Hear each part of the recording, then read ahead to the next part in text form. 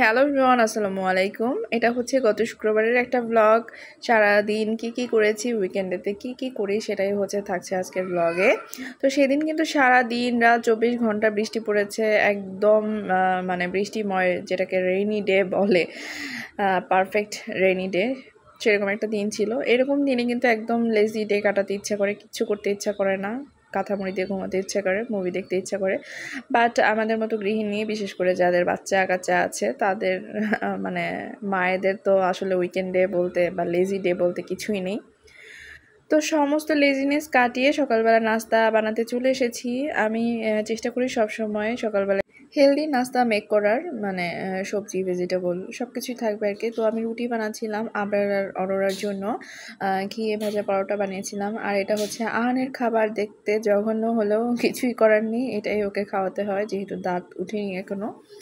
তো আমার নাস্তা রেডি সকালবেলার। আগের দিনের লেফট ওভার সেমাই ছিল, সেটাও আমি সার্ভ করে নিয়েছি। পরোটা বা রুটি দিয়ে কিন্তু ঠান্ডা ঠান্ডা মিষ্টি আইটেম খেতে মজাই লাগে। নাস্তা শেষে চা খেতে খেতে একটু বারান্দায় গেলাম। বৃষ্টিটা একটু থেমেছে, বাট আকাশটা একদম কালো হয়েছিল। এরকম ওয়েদার আমার জামাই আমার সুখ শান্তি মানে সহ্য করতে পারলো না, সে মাছ কিনে নিয়ে এসেছে। যেহেতু বৃষ্টির দিন ছিল, আমার হেল্পিং হ্যান্ড সেদিন আসেনি, তাই এই এতগুলো মাছ আমাকে কাটতে হয়েছে। মানে আমি মাছ কেটেছি, আমার 14 গোষ্ঠীর কেউ শুনলে ভাই কেউ বিশ্বাসই করবে না। তো যাই হোক, আজকে যেহেতু ফ্রাইডে উইকেন্ডে ছিল, তাই একটু স্পেশাল আইটেম রান্না করার প্ল্যান ছিল। তেহারি রান্না করব আজকে ভেবেছি। তো আমি চলে গেলাম রান্না বসাতে। মাছ টাছ কেটে বাজার গুছাতে রান্না বসাতে বেশ দেরি হয়ে গিয়েছিল। আর ওরাও বাবা ছেলে নামাজে যাওয়ার জন্য রেডি হচ্ছিল, আর আমি খুব তাড়াহুড়ো করে রান্না করছিলাম।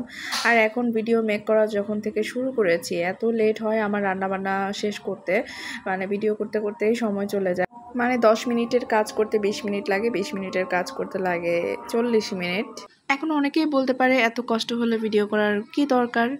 আসলে ভিডিও করতে এসেছিলাম শখ করে, লাইফের বোরিংনেস কাটানোর জন্য। এখন যেহেতু স্টার্ট করে ফেলেছি, এখন করতে তো হবে, তো কষ্ট হলেও করি আসলে। তো ওরা বাবা ছেলে নামাজে যাবে, সেই জন্য একটু আম কেটে দিয়েছিলাম ওদের।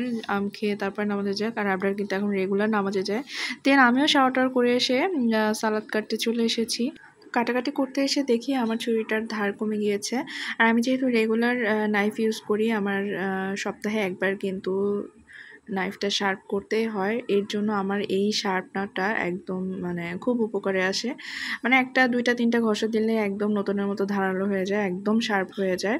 তো এই প্রোডাক্টটা কিন্তু খুবই কাজের একটা প্রোডাক্ট, মানে আমার খুবই হেল্পফুল হয়েছে।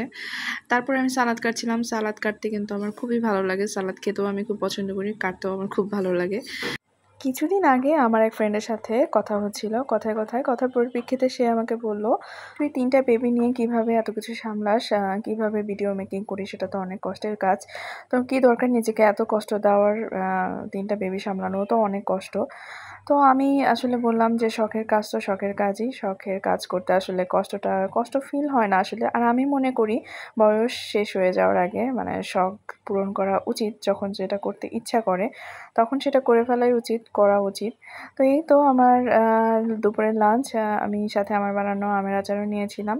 দেন বিকালবেলা একটু স্ন্যাক্স খেতে ইচ্ছা করছিল, ভাজা পোড়া আর কি। তো আমি এই মিষ্টি কুমড়ার পাকোড়া বানিয়েছিলাম। এটা খেতে কিন্তু খুবই মজা লাগে, বাচ্চারা বিশেষ করে খুব মজা লাগে ওদের, যেহেতু মিষ্টি মিষ্টি লাগে। তো আজকের ভিডিও এ পর্যন্তই, আল্লাহ হাফেজ।